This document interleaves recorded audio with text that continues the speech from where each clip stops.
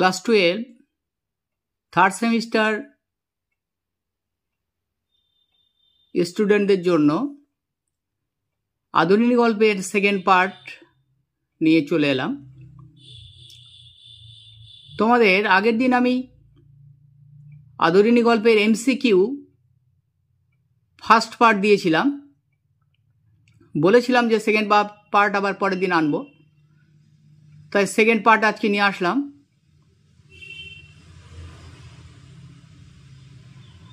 তোমাদের আগের দিন যে প্রশ্নগুলো দিয়েছিলাম নিশ্চয়ই তোমাদের পড়া হয়ে গেছে, তোমরা খেয়াল করেছো, প্রশ্নগুলো ফলো করেছো। আজকে সেকেন্ড পার্টের প্রশ্নগুলো দিচ্ছি। এই টোটাল যে প্রশ্নগুলো আমি দিলাম একদম 100% কমন আসবেই আসবে, এমসিকিউ টাইপ প্রশ্ন। ফার্স্ট পার্টে তোমাদের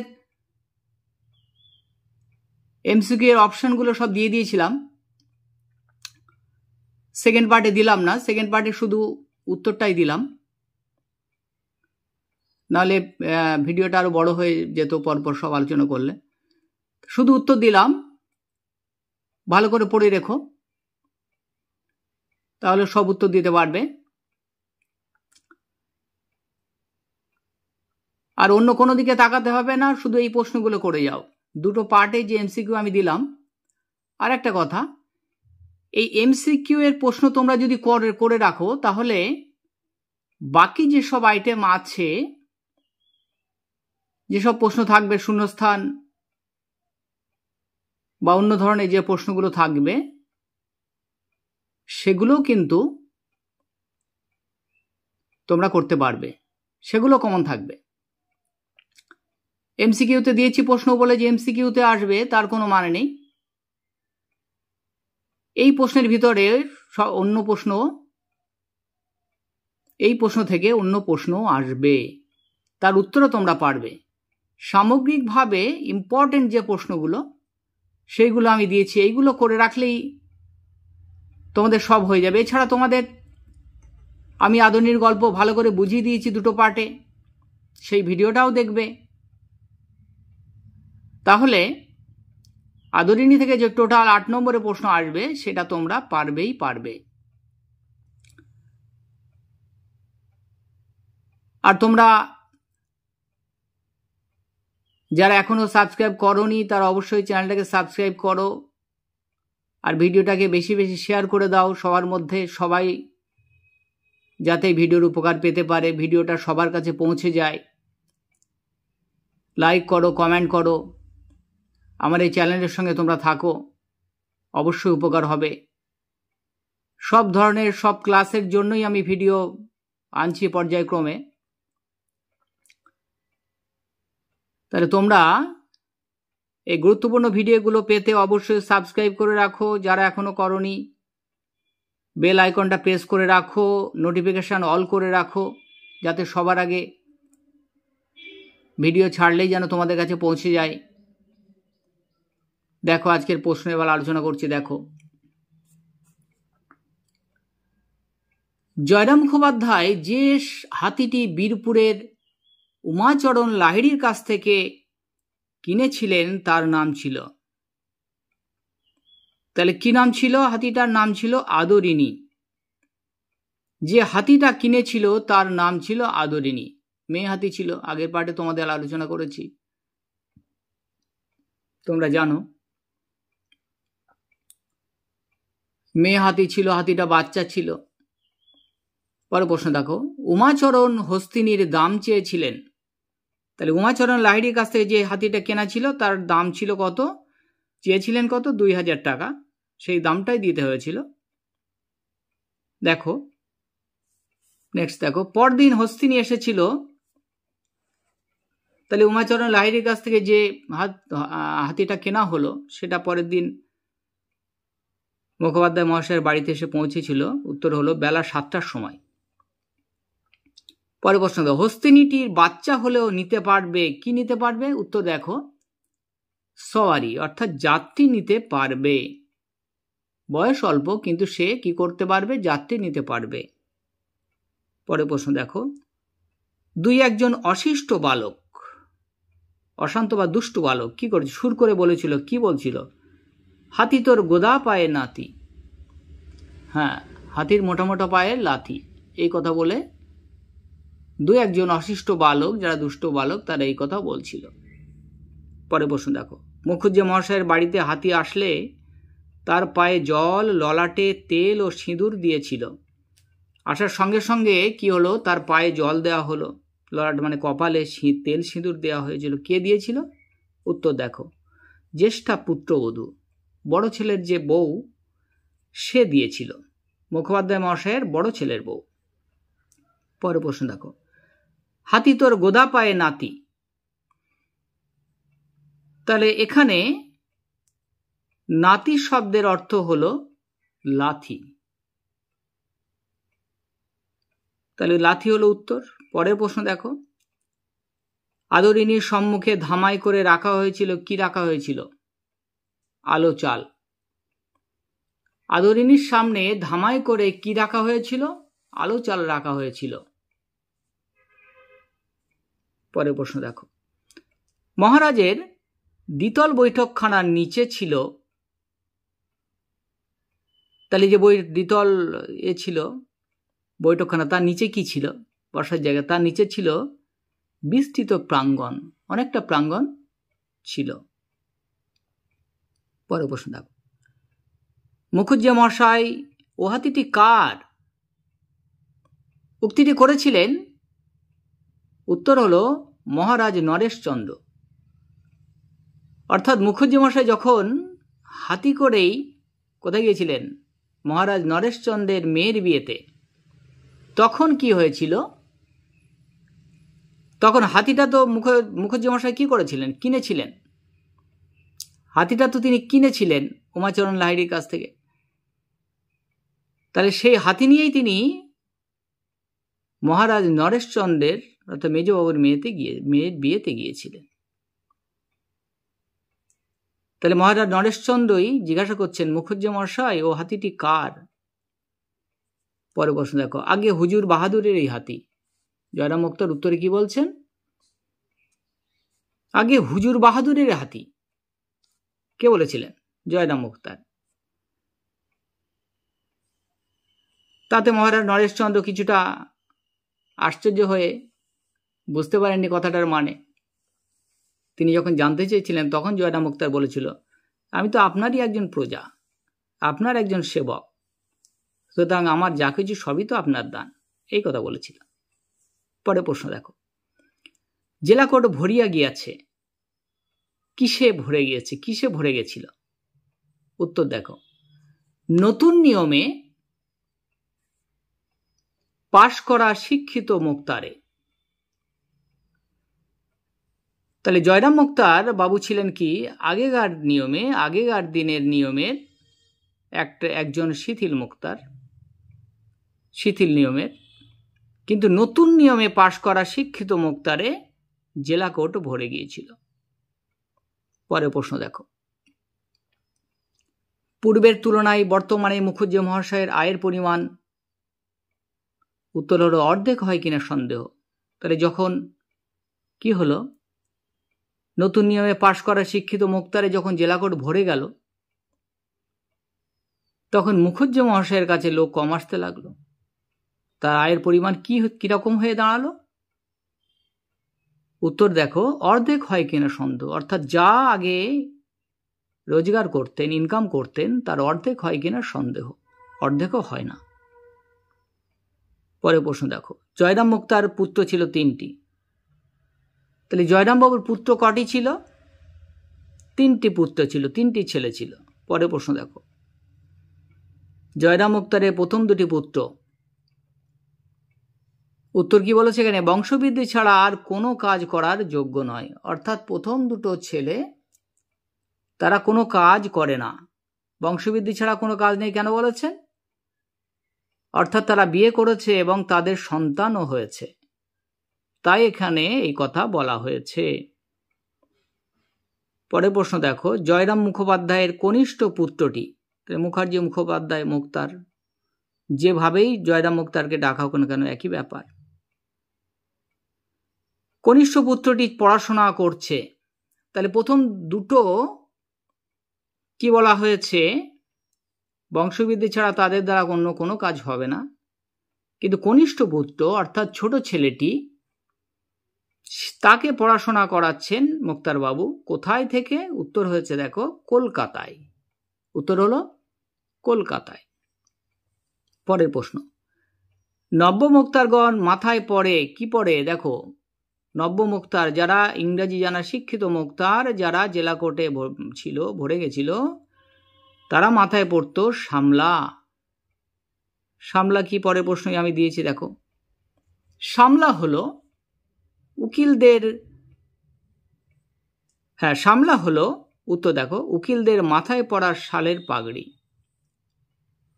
তাহলে মাথায় শালের যে পাগড়ি উকিলরা পরতো সেটাকে বলা হতো সামলা। পরে প্রশ্ন দেখো, নব্য হাকিমদের বিশ্বাস হলো যারা ইংরেজি জানে না তারা, উত্তর দেখো, মনুষ্য পদবাচ্য নয়। আবার নব্য হাকিম যারা বিচারক তারাও বিশ্বাস করত, যেহেতু জেলা কোর্টে ইংরেজি জানা মুক্তারে ভরে গেছিল, উকিলে ভরে গেছিল, তাই নতুন হাকিম যারা, তারা কি বিশ্বাস করত?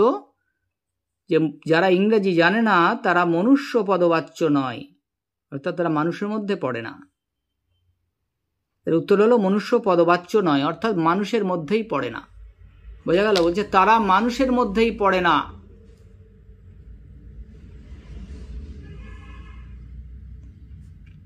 পরে প্রশ্ন দেখো,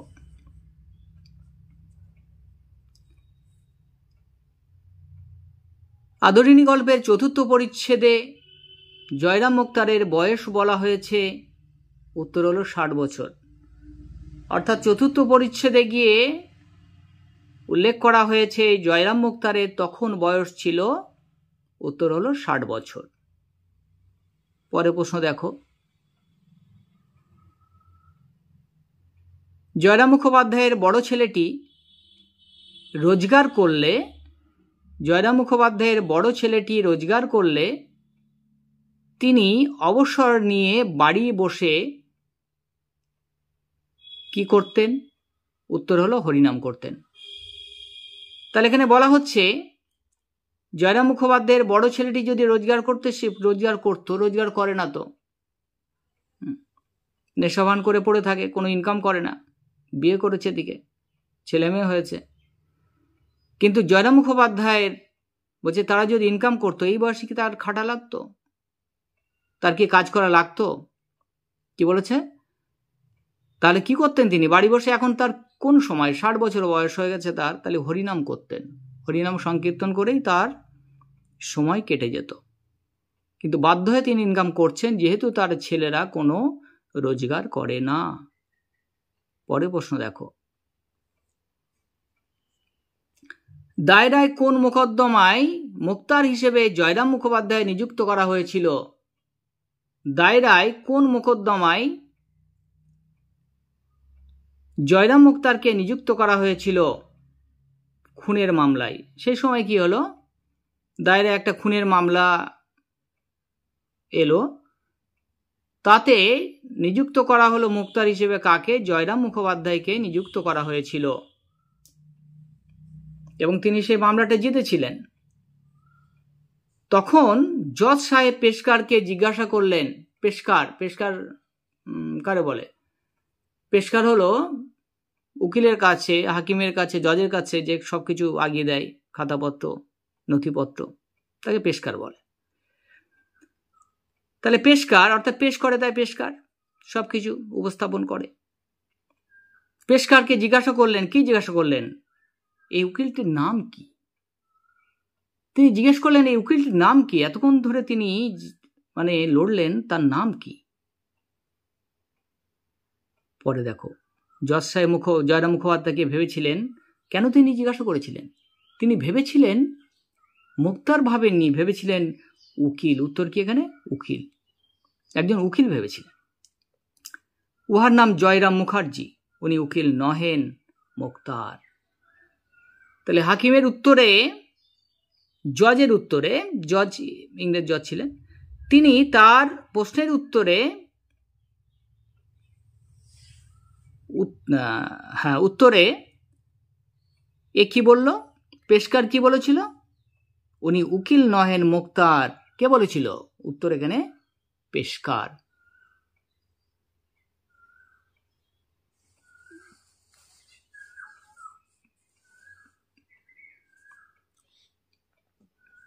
পরের প্রশ্ন দেখো।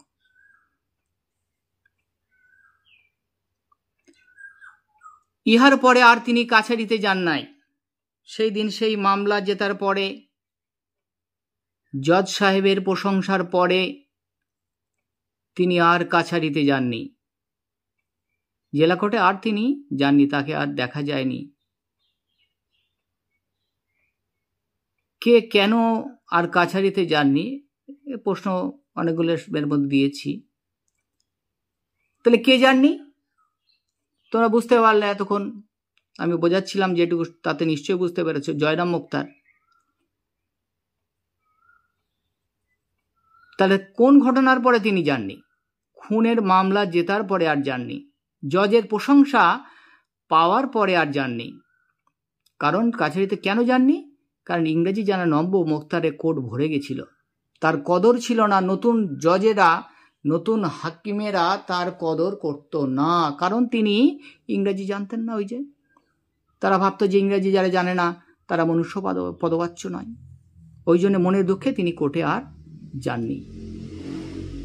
কারণ নতুন যে জজ রায় তার প্রশংসা করেছিলেন, সেটাই তার মনের ভিতরে গেঁথে নিয়ে তিনি সেই দিনের পর থেকে আর কাছারিতে যাননি। পরের প্রশ্ন দেখো। আদরিনীকে নদীতে স্নান করাতে নিয়ে গিয়েছিল কে? আদরিনীকে আনার পরে নদীতে স্নান করাতে নিয়ে গেছিল, উত্তর হল মাহুত। মাহুত কাকে বলে আগে আলোচনা করেছি, যে হাতি দেখাশোনা করে তারে মাহুত বলে। হাতি যে দেখাশোনা করে তাকে মাহুত বলে। পরের প্রশ্ন দেখো। অনেকের মতামত অনুযায়ী আদরিনীকে বিক্রি করে দিলে মাসে জয়রাম মুক্তারের সাশ্রয় হতো। তাহলে আদরিনীকে যদি বিক্রি করে দেওয়া হতো তাহলে জয়রাম মুক্তারের মাসে অনেকটা সাশ্রয় হতো। কত সাশ্রয় হতো? উত্তর এখানে দেখো, 30-40 টাকা। তার পিছনে যে খরচ হতো 30-40 টাকা, তার বন্ধু বান্ধব অনেকে বলেছিলেন আদরিনীকে বিক্রি করে দিলে তার মাসে এই টাকাটা বেঁচে যাবে, সাশ্রয় হয়ে যাবে। পরে প্রশ্ন দেখো। কোন কাজের জন্য হাতি ভাড়া দেওয়া হবে? তারপরে যখন সিদ্ধান্ত নেওয়া হলো, বন্ধুরা যখন বললেন হাতিটা ভাড়া দিলেও তো হয়, তাতেও কিছু ইনকাম হবে, তখন হাতি ভাড়ার সিদ্ধান্ত নেওয়া হলো।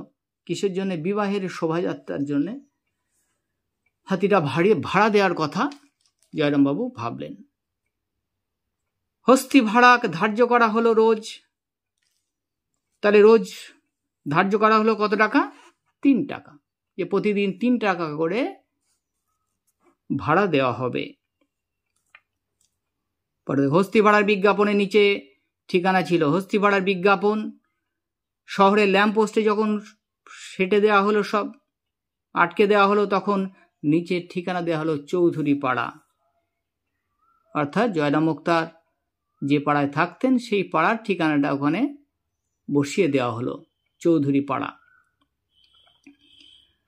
তাহলে হস্তি ভাড়ার বিজ্ঞাপনের নিচের ঠিকানা ছিল কি? ছিল চৌধুরী পাড়া। উত্তর। পরের প্রশ্ন। হস্তি ভাড়ার বিজ্ঞাপনটি আটকানো হয়েছিল কোথায়? আটকানো হয়েছিল উত্তর শহরের ল্যাম্প পোস্টে। শহরের ল্যাম্প পোস্টে, অর্থাৎ বিদ্যুতের যে পোস্ট আছে সেই পোস্টে বিজ্ঞাপন আটকে দেওয়া হয়েছিল হাতিটাকে ভাড়া দেওয়ার জন্যে। বুঝতে পারছো তোমরা নিশ্চয়ই?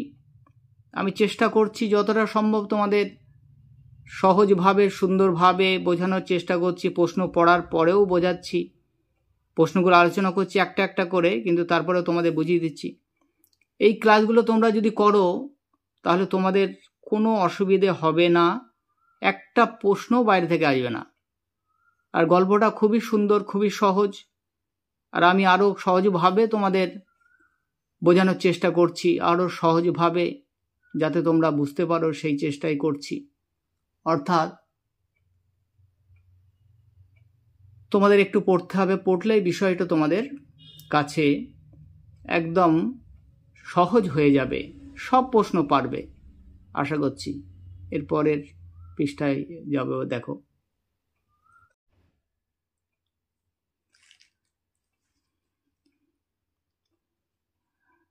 দেখো এবার তোমরা, তাহলে যেটা বলছিলাম তোমাদের, খুব ভালো করে পড়ো, তাহলে সব সহজ হয়ে যাবে। আর আবার বলছি, তোমরা অবশ্যই যারা দেখছো ভিডিওটা তারা সাবস্ক্রাইব করো আর শেয়ার করে দাও বন্ধু বান্ধবদের, অন্য সবাইকে সাবস্ক্রাইব করতে বলো অবশ্যই, তারা যেন চ্যানেলটা সাবস্ক্রাইব করে দেয়। সবারই উপকারে লাগবে এবং খুব গুরুত্বপূর্ণ দরকারি এই চ্যানেল। তোমরা যারা ফলো করেছো, যারা দেখছো, তারা অবশ্যই খেয়াল করে দেখবে। আর আমি যে প্রশ্নগুলো দিই, যার সাজেশান দিই, 100% আসবে, 100% তো আসবে, 200%ও আসবে।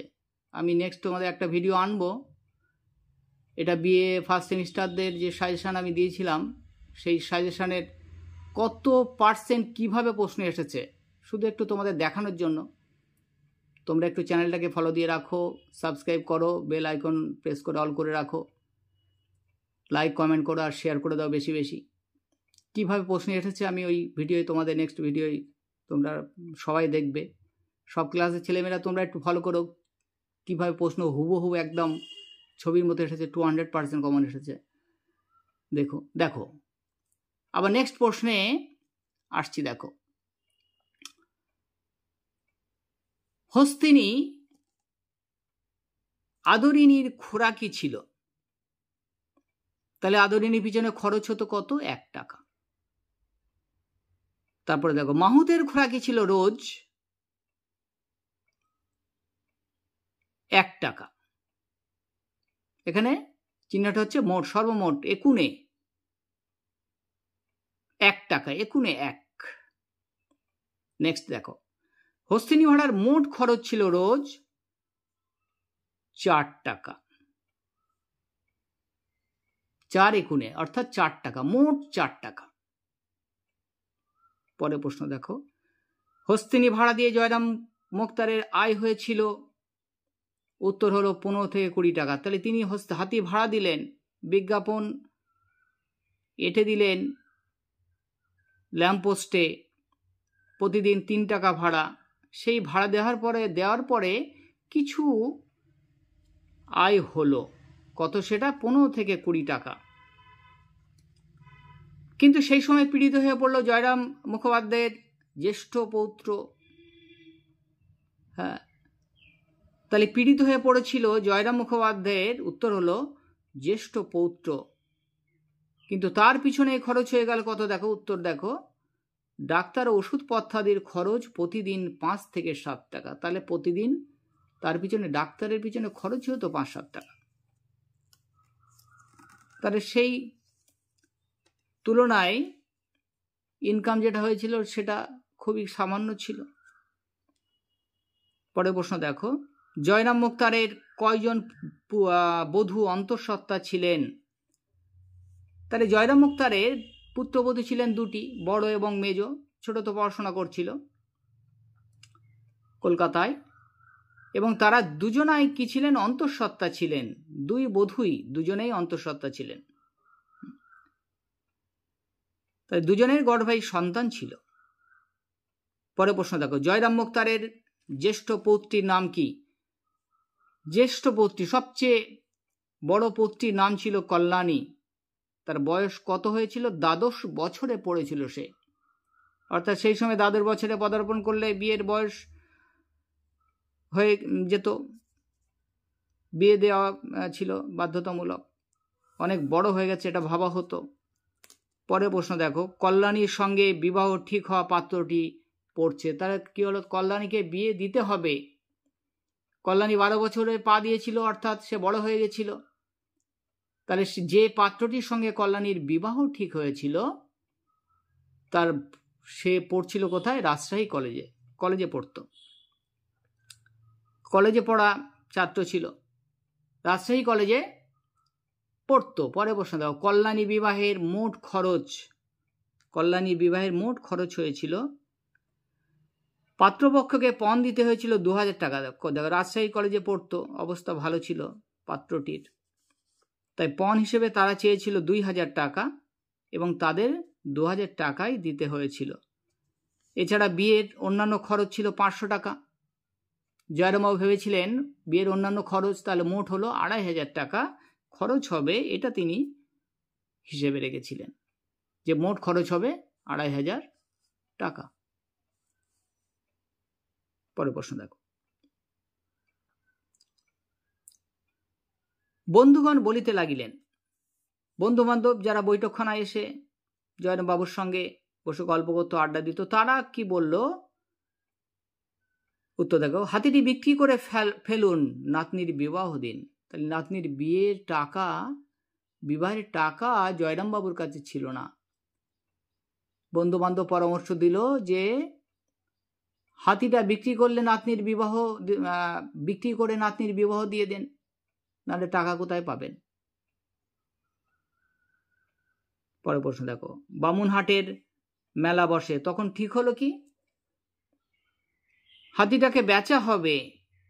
তাহলে হাতি বেচা হয়, সেই হাটের নাম এখানে দেওয়া আছে গল্পে, বামুনহাট। তাহলে সেই বামুনহাটের মেলায় আদরিনীকে বিক্রি করার সিদ্ধান্ত নেওয়া হলো। এখানে দুটো হাটের কথা বলা হয়েছে, একটা বামুনহাট, একটা হচ্ছে রসুলগঞ্জ। একটা বামুনহাট, একটা রসুলগঞ্জ। বামুনহাটের মেলা বসে উত্তর হলো চৈত্র সংক্রান্তিতে। চৈত্র সংক্রান্তি মানে শেষ, চৈত্র মাসের শেষের দিকে বসে। নেক্সট দেখো, বামুনহাটের মেলা সংক্রান্তির কতদিন আগে বসে?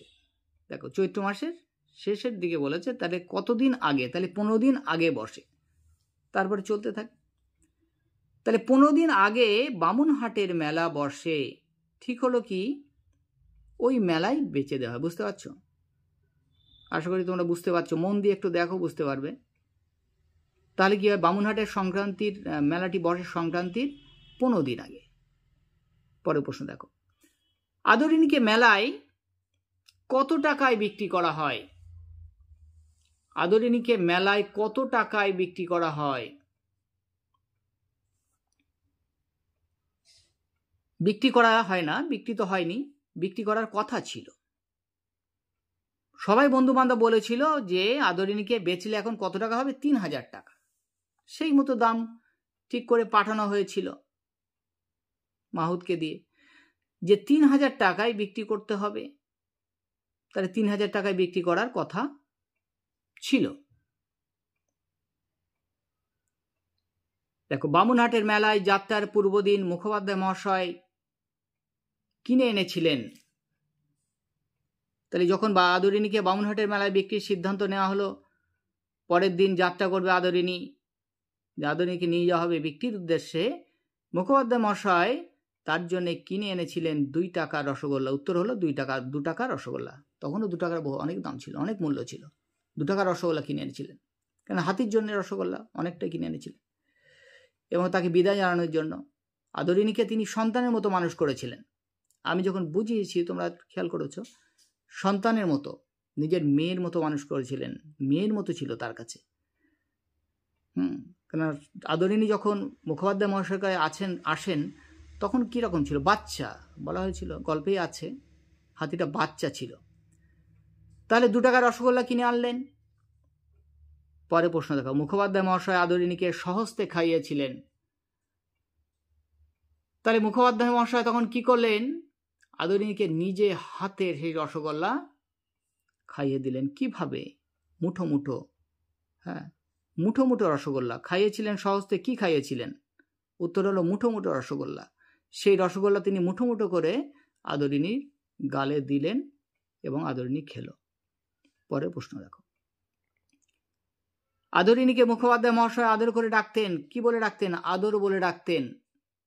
বাড়ির বাচ্চাদের, ছেলে মেয়েদের, ছোটদের যেমন আমরা আদর করে ডাকি, বাবা যেরকম সন্তানকে আদর করে ডাকে মিষ্টি নাম ধরে, ঠিক তেমন করে জয়রাম মুখোপাধ্যায় মহাশয় আদরিনীকে আদর করে ডাকতেন। কি বলে ডাকতেন?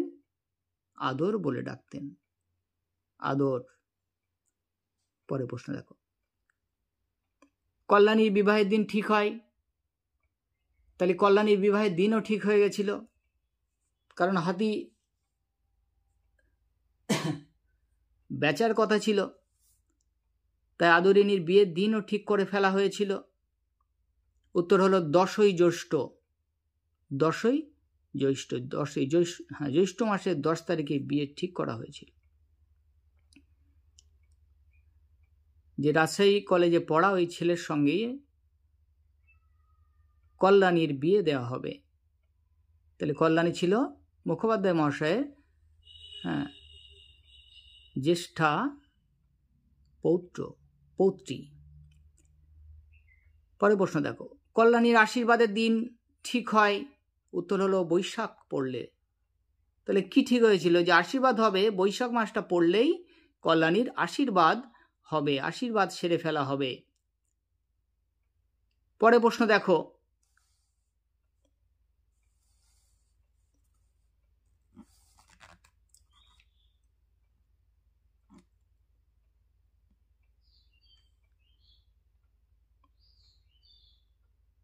আদরিনী বামুনহাটের মেলা থেকে ঘরে ফিরে আসে। তারপরে যখন আদরিনীকে বামুনহাটের মেলায় নিয়ে যাওয়া হলো, আদরিনী বিক্রি হলো না। ফলে বাড়িতে আবার ফিরে এলো। আদরিনী আবার বাড়িতে ফিরে আসে পয়লা বৈশাখ। বৈশাখ মাসেই আদরিনী পয়লা বৈশাখের দিন বাড়িতে ফিরে এলো। পরে দেখো, মুখোপাধ্যায় মহাশয় যে ব্রাহ্মণ নয়, তাহলে কি হলো? যে ব্রাহ্মণ নন। উত্তর গেল আজকালকার মুরগিখোর ব্রাহ্মণ নন। কিরকম ব্রাহ্মণ নন তিনি? আজকালকার মুরগিখোর ব্রাহ্মণ নন, অর্থাৎ তিনি ব্রাহ্মণ ছিলেন, খাঁটি ব্রাহ্মণ, নিরামিষভোজী ছিলেন তিনি। তাহলে আদরিনী যখন বিক্রি হলো না, বাড়ি চলে এলো, তখন বন্ধুবান্ধব বলল যে আপনি ব্রাহ্মণ, আপনি যাওয়ার সময় কি বললেন? যাও মা আদর, বামুনহাটের মেলা ঘুরে এসো মা। আপনি এই কথা বললেন, যাও মা আদর, বামুনহাটের মেলা ঘুরে এসো মা। বলে আপনি এই কথা বললেন, তাই আপনার সেই কথা, এই যে পরে প্রশ্ন দেখো, কথাই বলে ব্রহ্ম বাক্য। উত্তর হলো বেদ বাক্য। বলছে শাস্ত্রের কথা, ব্রাহ্মণের কথা মানে শাস্ত্রের কথা। তা আপনি যে কথা বললেন সেই কথাই খেটে গেল, আপনি বললেন বলেই বিক্রি হলো না। তা বন্ধু বান্ধব সবাই বলতে লাগলো যে আপনি মুরগিখোর ব্রাহ্মণ নন, আপনি অনাচারী বা অনাচার করা ব্রাহ্মণ নন, তাই আপনার মুখের কথাই খেটে গেছে। পরে প্রশ্ন দেখো, বামুনহাটের মেলা ভাঙলে কোথাকার মেলা বসে? তাহলে বামুনহাটের মেলা যখন ভেঙে যায়, তারপরে আবার সেই মেলা গিয়ে পরের মেলা বসে কোথায়? উত্তর হলো রসুলগঞ্জে। সেখানে 1 সপ্তাহ ব্যাপী মেলা হয়, 1 সপ্তাহ ধরে মেলা হয়। রসুলগঞ্জের মেলা হয় 1 সপ্তাহ ধরে। পরে প্রশ্ন দেখো, বামুনহাটের মেলা থেকে রসুলগঞ্জের মেলার দূরত্ব। তাহলে বামুনহাটের মেলা থেকে রসুলগঞ্জের মেলার দূরত্ব ছিল 10 ক্রোশ। সেটা কোন দিকে ছিল? উত্তরে 10 ক্রোশ। তাহলে অনেকটা পথ ছিল, 10 ক্রোশ দূরে ছিল রসুলগঞ্জের মেলা। পরে প্রশ্ন দেখো,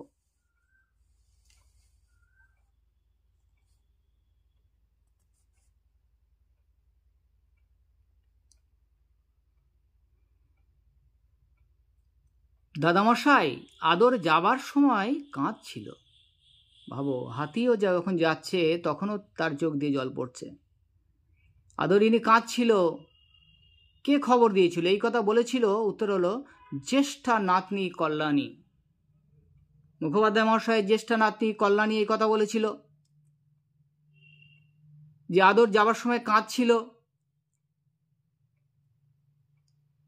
মুখোপাধ্যায় মহাশয় কল্যাণীকে আদর করে সম্বোধন করতেন, উত্তর হলো খুকি বলে।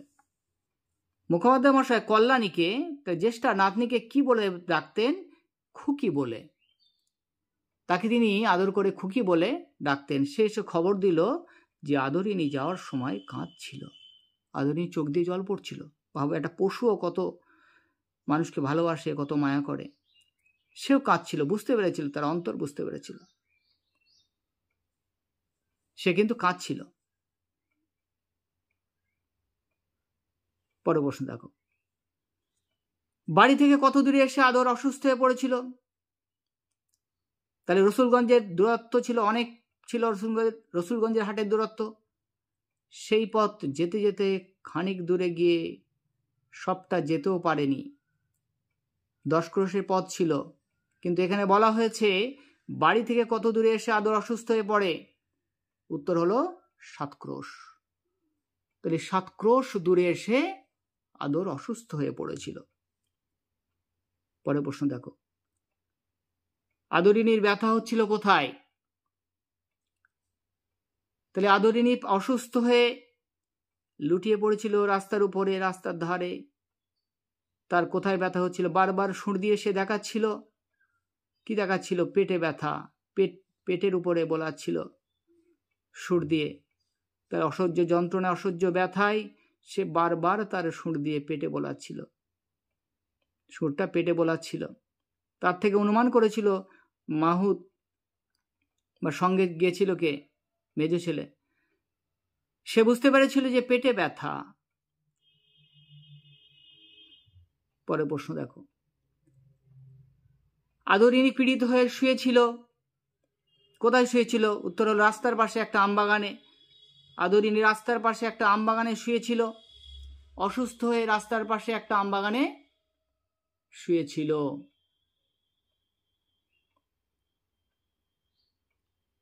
নেক্সট দেখো, সমস্ত রাত্রি আদরিনী চিকিৎসা করেছিল। উত্তর হল মাহুত। মাহুতও হাতির সেবা করে, প্রচুর পরিমাণে দেখাশোনা করে, মাহুতও বোঝে।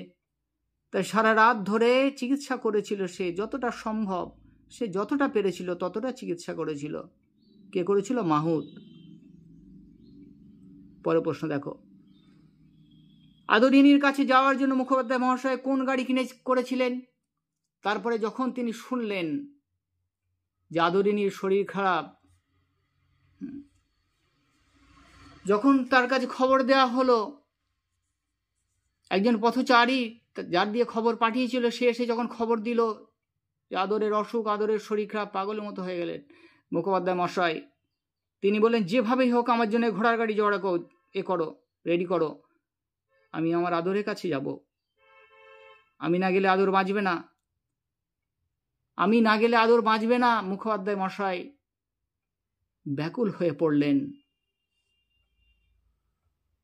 তিনি বুঝতে পারছিলেন পরিস্থিতি কতটা জটিল। তিনি কষ্টে, দুঃখে, কান্নায় ভেঙে পড়লেন। ঘোড়ার গাড়ি আসলো, তিনি কি করলেন দেখো। পরের প্রশ্ন দেখো, তাহলে উত্তর কি হলো? ঘোড়ার গাড়ি। পরের প্রশ্ন দেখো, অসুস্থ আদরিনীকে দেখতে মুখোপাধ্যায় মহাশয়ের গাড়ি ছেড়েছিল। উত্তর রাত্রি 10টায়। ঘোড়া গাড়ি আসার পরে রাত্রি 10টার সময় তার গাড়ি ছাড়লো, 10টার সময় তার গাড়ি ছাড়লো। আর পত্রবাহক যে পথচারী, যে চাষি, তার কাছে খবর নিয়ে এসেছিল, তার মেজ ছেলে খবর পাঠিয়েছিল, সেও সঙ্গে গেল। কোথায় বসেছিল সে? উত্তর হলো কোচ বাক্সে। কোচ বাক্সে সে বসল। তাহলে মুখোপাধ্যায় মশাই আদরিনীকে দেখলে ছুটলেন, গিয়ে দেখলেন, কি দেখলেন দেখো, আদরিনীর নল জলধর বর্ণ বিশাল দেহখানি, তার সেই বিশাল বড় দেহটা পড়েছিল কোথায়? পড়েছিল আম্রবাগানে। অর্থাৎ তখন আদরিনী মারা গেছে, সব শেষ হয়ে গেছে, মুখোপাধ্যায় মহাশয়ের সমস্ত আশা শেষ হয়ে গেছে। আদরিনী তখন মারা গেছে, আর তার বিশাল দেহটি কোথায় পড়েছিল? আমবাগানে পড়েছিল। পাগলের মতো জড়িয়ে ধরে কাঁদতে লাগলেন, পাগলের মতো, শিশুর মতো কাঁদছেন মুখোপাধ্যায় মহাশয় আদরিনীকে জড়িয়ে। তাই কোথায় পড়েছিল? আমবাগানে তার দেহটা পড়েছিল, কাঁদছেন পাগলের মতো। দেখো তারপরে কি হলো।